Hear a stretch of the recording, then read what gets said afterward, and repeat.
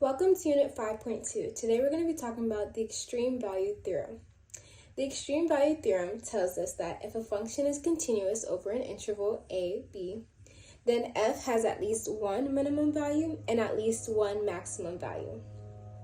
So let's talk about extremas. There's absolute or global extremas, and there's relative or local extremas. An absolute or global extrema is the highest or lowest point on the interval. And your relative or local extrema is your higher or lower point on the interval. So looking at this graph, if we wanted to find our highest and lowest point, or our highest maximum and our lowest maximum, or absolute maximum and our absolute minimum, we would see here that where the graph is highest is at this point right here. So this would be our absolute or global maximum. And where our graph is the lowest is at this point right here, this dot right here. So we know that is our absolute minimum. If we wanted to find our relative or local maxes and mins, we would see that a relative minimum would be this dot right here.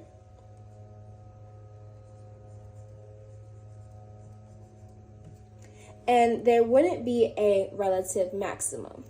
If you see holes in the graph, that does not count as a max or min. A hole is not a point on the graph, so it is not an extrema. And if we see here, this can neither be a max or a min because there's no continuation.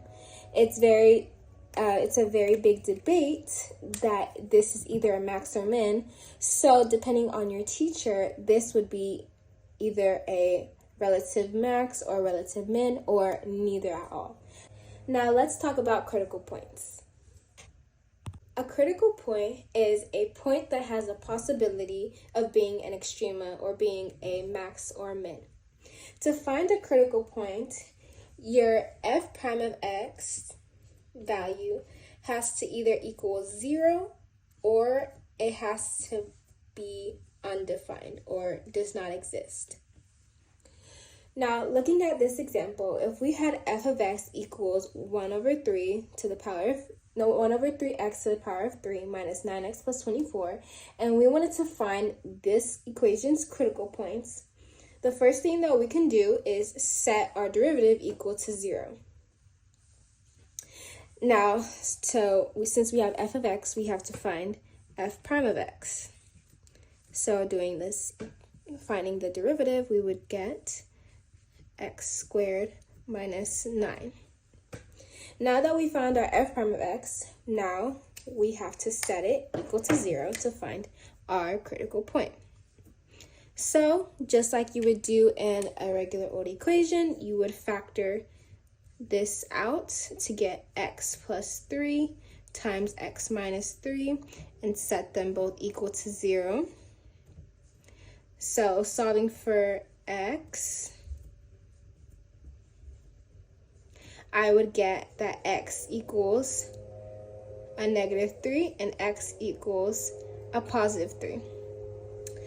So both negative 3 and 3 are my possible extremas or my critical points for this equation. And that's how you would solve to find a critical point from an equation. Thank you.